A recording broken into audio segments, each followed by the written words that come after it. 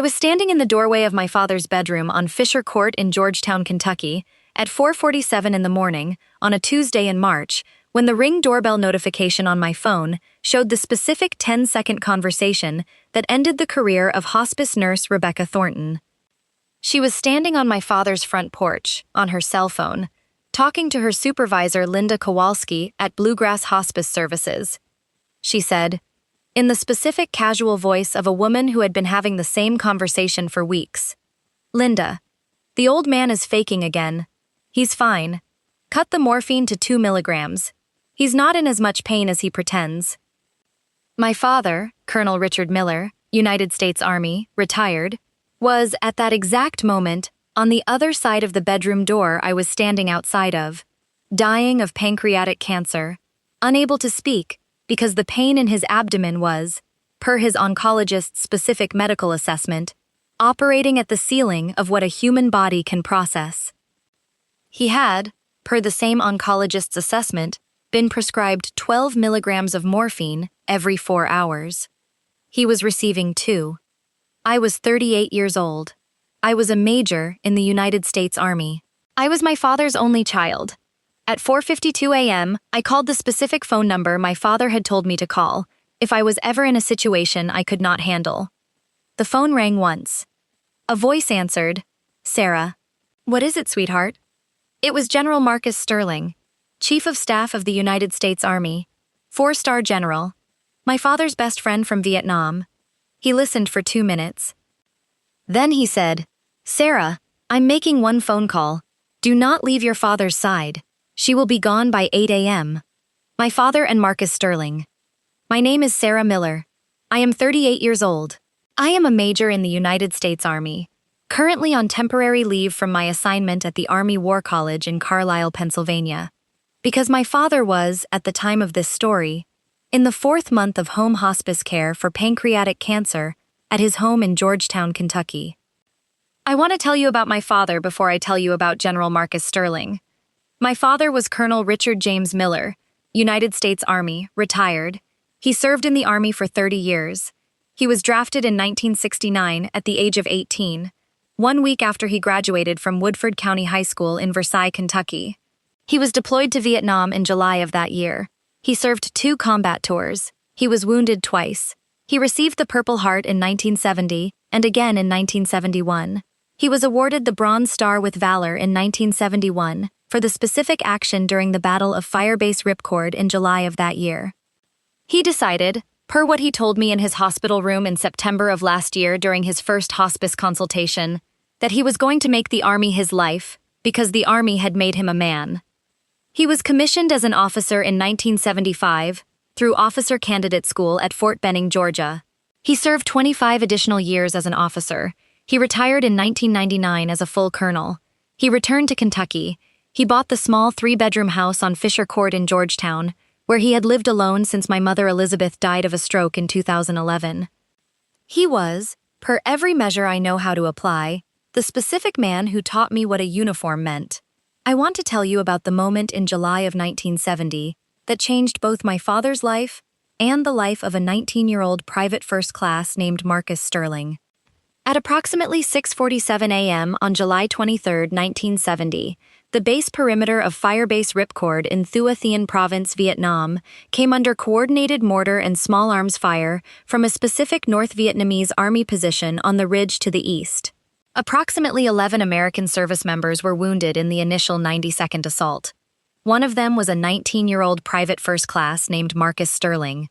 Marcus Sterling had been thrown from his defensive fighting position by a mortar impact approximately 12 meters from his location. His right leg had been badly damaged. He was, per the after-action report, unable to move under his own power and lying approximately 15 meters outside the wire in a position of no cover. My father, who was, at that time, a 19-year-old private first class himself, having enlisted the previous year at age 18, crawled approximately 15 meters under continuous enemy fire to reach Marcus Sterling. He applied a tourniquet to Marcus Sterling's right thigh. He carried Marcus Sterling approximately 18 meters back to the position of cover. My father was awarded the Bronze Star with Valor for his actions on July 23, 1970. Marcus Sterling lived. He kept his leg. He returned to service after 11 months of medical recovery. He was commissioned as an officer in 1972. He was promoted to captain in 1979. He was promoted to major in 1985. He was promoted to lieutenant colonel in 1992. He was promoted to colonel in 1998. He was promoted to brigadier general, a one-star general, in 2005. He was promoted to major general, a two-star general, in 2011. He was promoted to lieutenant general, a three-star general, in 2018. He was promoted to general, a four-star general, in 2022. And in June of last year, 3 months before my father received his pancreatic cancer diagnosis, General Marcus Sterling was appointed by the President of the United States to serve as the 40th Chief of Staff of the United States Army, the highest-ranking uniformed officer in the entire United States Army. He was, at the time I am telling you this story, one of the 8 most senior military officers in the United States military. He was, per my father's specific description of him at every family Christmas dinner from 1985 to 2023, the specific boy who was going to grow up to lead the Army, whether he knew it or not. I want to tell you what General Sterling was to me. I called him Uncle Marcus from the time I was 6 years old. He attended my elementary school graduation in 1994. He attended my high school graduation in 2004. He attended my West Point graduation in 2008, in Army service dress, as a brigadier general, and gave a specific handshake to the specific West Point superintendent during the ceremony that resulted, per what my father later told me, in the specific level of attention paid to my career file over the next 15 years that a brigadier general's handshake tends to produce. He attended my wedding to Michael in 2015. He attended my mother Elizabeth's funeral in 2011. He called my father every Sunday afternoon at 4 p.m., without exception, for 55 years, from the day both men returned from Vietnam in 1971, until the specific Sunday 2 weeks before this story begins, when my father, per the specific medical progression of his pancreatic cancer, was no longer able to hold the phone. I did not, in that specific Sunday phone call 2 weeks earlier, know it was the last call. Neither did General Sterling. He would, per what he later told me at my father's funeral, spend the specific Sunday afternoons for the following 6 months, waiting at 4 p.m. for a phone that would not ring. The hospice nurse and the doorbell. I want to walk you through the 4 months of my father's home hospice care before March, because they will explain what I heard on my Ring doorbell notification at 4:47 a.m. on Tuesday, March 11th.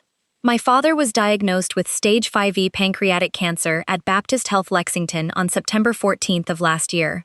The oncologist told him, in her office at 3:47 p.m. that afternoon, that he had approximately 4 to 6 months of viable life remaining, and that his final months would be, per her specific medical description, characterized by escalating pain that will require aggressive pain management. My father was 76 years old. He said, per what I later learned from the oncologist herself, exactly the following. He said, "Doctor, I want to die in my house on Fisher Court. I want to die in the bed I slept in with my wife for 40 years. I want the pain management. I want the dignity. I do not want extraordinary measures. I do not want to be transferred to a facility. Can you help me do that?" The oncologist said, "Colonel, yes." She referred him to Bluegrass Hospice Services, the largest home hospice provider in central Kentucky. Bluegrass Hospice was, per what I would later learn from the Kentucky Board of Nursing investigation, a subsidiary of a specific larger corporate hospice network based in Nashville, Tennessee, that had been, per the same investigation, flagged twice in the previous 3 years for patterns of pain medication under prescription. I did not, in September, know that. My father did not, in September, know that. The hospice nurse assigned to my father was Rebecca Thornton. She was 34 years old. She had been a licensed practical nurse for 8 years. She had been employed by Bluegrass Hospice for 3 years. She was, per what she told me at our first meeting on October 1st, here to make sure your father's last months are comfortable. I trusted her. Per my honest assessment, for approximately 6 weeks. I want to describe what changed in mid-November. On November 14th, at approximately 3 p.m., I was in the kitchen preparing my father's afternoon medication. I heard him say, from the bedroom, in a voice I had not heard from him in the 7 weeks since hospice began, "Sarah, please, please." I walked into the bedroom. My father was, per my honest assessment, in a state of pain that I had, in 7 years of Army service and multiple combat deployments as a logistics officer, never seen in a human being. His face was gray. His hands were shaking. He was, per his own description over the next 3 minutes, experiencing what he called the specific kind of pain that Marines describe when they get shot in the abdomen. He said, "Sarah, Rebecca did not give me the morphine at noon. She said I was exaggerating." I called Rebecca Thornton immediately. She said, on the phone, "Sarah, your father is a very active pain complainer. That's common in end-stage cancer patients. It's important that we don't over-medicate him. 2 milligrams at noon is what I felt was appropriate. His pain response is disproportionate to his actual condition." I said, "Rebecca, his prescribed dose is 12 milligrams every 4 hours. She said, "Sarah, the prescription is the ceiling, not the mandatory dose. My professional judgment as the assigned hospice nurse is what determines actual administration." I ended the call. I called Baptist Health Lexington. I asked for my father's oncologist. I explained the situation. The oncologist said, "Sarah, that is not how home hospice works. The prescription is the required dose unless the patient explicitly refuses it. I am going to call Bluegrass Hospice directly." The oncologist called Bluegrass Hospice at 4:14 p.m. Bluegrass Hospice, per what I would later learn from the Kentucky Board of Nursing investigation, did not, at any point over the following 96 hours, respond to the oncologist's phone call. Rebecca Thornton continued to administer 2 milligrams of morphine every 4 hours through November, December, January, and February. I complained to Rebecca directly on 4 separate occasions. I complained to Bluegrass Hospice's supervisor Linda Kowalski on 3 separate occasions. I complained to Bluegrass Hospice's regional manager, a man named David Chen, on 1 occasion in early February. Each of these complaints was, per the specific documentation Bluegrass Hospice would later be required to produce in the state investigation, dismissed as family member emotional response to end-of-life stress. By March, my father was, per my honest assessment, spending approximately 18 hours of every 24 in a state of unrelieved agonizing pain. I could not, per what my father's oncologist explained to me on the phone in late February, transfer him to a different hospice provider without terminating his current hospice benefit and restarting a specific bureaucratic process that would, per the oncologist's honest assessment, likely outlast the specific medical timeline my father had remaining. I installed a Ring doorbell on my father's front porch on March 1st. I did not, at the time, know why I was installing it. I told myself I was installing it because I was, per the specific practice of a major in the United States Army, someone who documents everything. On the morning of Tuesday, March 11th at 4:47 a.m., my Ring doorbell picked up a specific 10-second conversation between Rebecca Thornton, who had, per her scheduled shift, arrived at my father's house at 4:44 a.m. for the early morning pain medication administration, and her supervisor, Linda Kowalski. The conversation was recorded automatically. The audio was clear. Rebecca Thornton said, in the specific casual voice of a woman who had been having the same conversation for weeks, "Linda, the old man is faking again. He's fine. Cut the morphine to 2 milligrams. He's not in as much pain as he pretends." Linda Kowalski said, "Rebecca, 2 milligrams is fine. Chen wants us keeping the morphine under 6 per shift for the whole facility. Just chart it as patient reports mild pain and move on." Rebecca said, "Copy. See you at 7. The audio ended. I stood in the doorway of my father's bedroom. I looked at my phone. I played the 10 seconds again. I played them a 3rd time.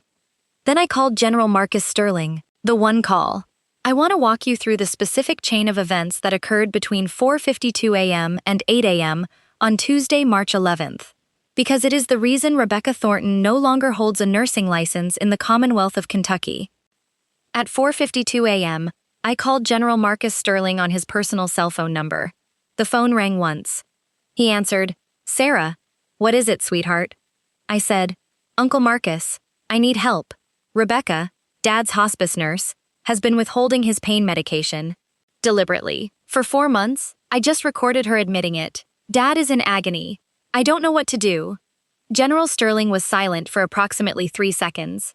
He said, "Sarah, can you send me the audio right now?" I said, "Yes, sir." I sent the audio file to his cell phone via encrypted messaging at 4:54 a.m. General Sterling listened to the file at 4:55 a.m. He called me back at 4:57 a.m. He said, "Sarah, I'm making one phone call. Do not leave your father's side. She will be gone by 8 a.m. I said, "Uncle Marcus." "Yes, sir." I did not at that moment know who General Sterling was going to call. I would learn over the following 72 hours that General Marcus Sterling made not one phone call, but 8 phone calls, in specific sequence, between 5 a.m. and 6:47 a.m. on the morning of March 11th. Call 1, 5:03 a.m. Lieutenant General Patricia Reeves, Surgeon General of the United States Army. General Sterling briefed Lieutenant General Reeves on the audio. He asked her, in his exact phrasing per what she would later tell me at my father's funeral, "Patricia, I need you to make 3 phone calls to your civilian counterparts in the next 20 minutes. Are you willing?" Lieutenant General Reeves said, "Marcus, what do you need?" General Sterling said, "Patricia, I need the president of the Kentucky Board of Nursing, the regional administrator of the Centers for Medicare and Medicaid Services in Atlanta, and the United States Attorney for the Eastern District of Kentucky. Can you make those calls for me in the next 20 minutes?" Lieutenant General Reeves said, "Marcus, give me the audio file." Call 2, 5:14 a.m. Kentucky Board of Nursing President, Dr. Karen Whitfield. Lieutenant General Reeves called Dr. Whitfield at her home in Louisville. She woke her up. She played the audio file. She informed her of the specific circumstances, that the patient was a Vietnam combat veteran, that the specific attending nurse had been underdosing morphine, that the specific supervisor had been actively coordinating the underdosing, and that the specific hospice company was, per General Sterling's briefing, currently under review at the Department of Defense level for veteran care violations. Dr. Whitfield said, "Patricia, I will issue an emergency license suspension for Rebecca Thornton within the hour. Linda Kowalski's supervisor license will be suspended by 8 a.m. Lieutenant General Reeves said, "Karen, thank you." Call 3, 5:23 a.m. CMS Atlanta Regional Administrator Robert Menendez. Lieutenant General Reeves called Regional Administrator Menendez. She briefed him on the audio.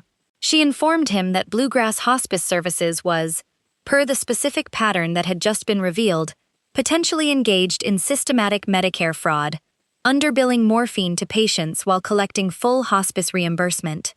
Regional Administrator Menendez said, "Patricia, send me the audio. I will have CMS Program Integrity in Atlanta open a fraud investigation into Bluegrass Hospice by 8 a.m.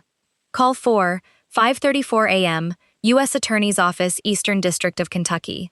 The specific U.S. Attorney for the Eastern District of Kentucky was, at 5:34 a.m., not available. Lieutenant General Reeves left a specific voicemail on his personal cell phone that included, per what he later told her over lunch in April, the specific level of detail that made the 18 following minutes of my life the most interesting 18 minutes of my last 3 years in the U.S. Attorney's Office. Call 5, 5:47 a.m. General Sterling to Dr. Whitfield directly. At 5:47 a.m., General Sterling called Dr. Whitfield's personal cell phone. He introduced himself. He told her, per what she would later mention to me at my father's funeral, "I want you to know one thing. The patient in this case is the man who saved my life on July 23, 1970, in Vietnam. I have known him for 55 years. He is currently in his final weeks of life. I have called you not because I want you to know that. I have called you because I want you to know that Rebecca Thornton has done this to other patients, and I want you to find every one of them." Dr. Whitfield said, "General, I understand." Call 6, 5:52 a.m. Kentucky State Board investigators dispatched. Call 7, 6:14 a.m. Bluegrass Hospice's regional manager David Chen was contacted by CMS Program Integrity. Call 8, 6:47 a.m. Kentucky State Board investigator Dennis Hollingsworth arrived at Bluegrass Hospice Services Lexington office. At 7:52 a.m. on Tuesday, March 11th, Rebecca Thornton received a phone call from Dr. Karen Whitfield, president of the Kentucky Board of Nursing. Dr. Whitfield informed Rebecca, per the specific documentation released later that day, that her Kentucky licensed practical nurse license had been suspended, effective immediately, pending investigation into systematic patient care violations, unlawful medication under administration, and potential Medicare fraud. At 7:58 a.m., Linda Kowalski received a similar phone call regarding her supervisor's license. At 8:04 a.m., Bluegrass Hospice Services Regional Manager David Chen received a call from the Centers for Medicare and Medicaid Services confirming that Bluegrass Hospice's Medicare provider status had been placed under conditional suspension pending investigation. At 8:47 a.m., a specific hospice replacement team, from a different provider in Lexington, arrived at my father's house on Fisher Court. The replacement team was led by a licensed practical nurse named Amelia Rodriguez. Amelia Rodriguez administered 14 milligrams of morphine to my father at 9 a.m. For the first time in 118 days, my father, Colonel Richard Miller, United States Army, retired, was, at 9:23 a.m. on Tuesday, March 11th, no longer in pain. He looked at me from his bed on Fisher Court.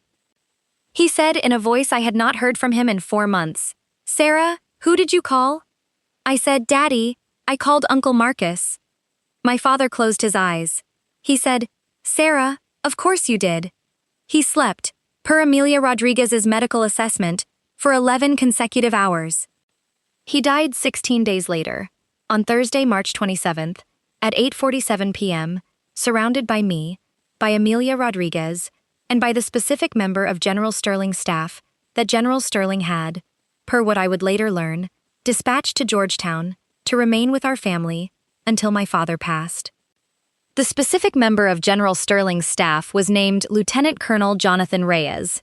He was, per his own quiet statement to me at 2:47 a.m. on March 28th, while we waited for the funeral home to arrive, the specific officer General Sterling assigned as your family's liaison for the entirety of your father's final weeks. It is an honor I did not know I was going to receive. I would like to remain in touch with your family for as long as you would like. I said, "Jonathan, please.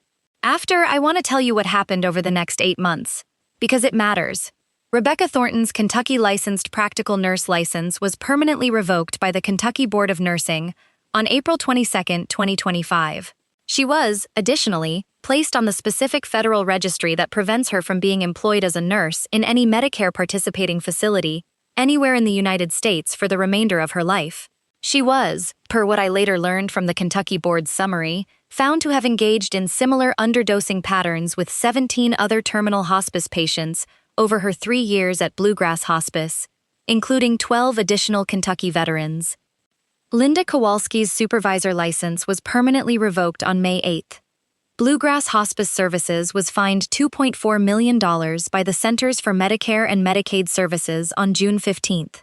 The company's Medicare provider status was permanently revoked in August. The parent corporation, Southeastern Hospice Networks, is currently under federal investigation for Medicare fraud across 3 states. David Chen, the regional manager, was terminated on March 12th. He is, per the U.S. Attorney's Office, a specific target of the ongoing federal fraud investigation. The specific class action lawsuit that was filed against Bluegrass Hospice Services in July, based in significant part on the Ring doorbell audio recording I had captured on March 11th, was certified as a class action in October. It currently includes approximately 200 former patients and their families. The lead plaintiff, per the plaintiff's counsel's specific request, is not me. The lead plaintiff is the widow of a Kentucky Vietnam veteran named Master Sergeant James O'Brien, who died at Bluegrass Hospice Care in 2022. Master Sergeant O'Brien was, per Rebecca Thornton's own subsequent testimony to the State Board of Nursing during her disciplinary hearing, one of the specific 17 additional patients whose morphine had been systematically under-administered. Master Sergeant O'Brien had, per the after-action report I received in June, served 2 combat tours in Vietnam. He had also, per the same report, been wounded at Firebase Ripcord in July of 1970. He and my father had, per what I later learned from General Sterling at my father's funeral in April, been in the same platoon during the specific ambush on July 23rd of that year.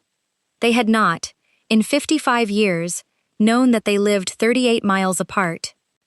The class action lawsuit is currently expected, per plaintiff's counsel's assessment in November, to recover between $42 and $68 million for the affected families. My father's funeral was held at Frankfort National Cemetery, in Frankfort, Kentucky, on Wednesday, April 2nd. He received full military honors, a 21-gun salute, a folded flag ceremony, and the specific ceremonial elements that colonels of the United States Army are entitled to receive. General Marcus Sterling attended in Army service dress uniform. He drove himself from the Pentagon in Washington, D.C., through the night, arriving at 6 a.m. that morning.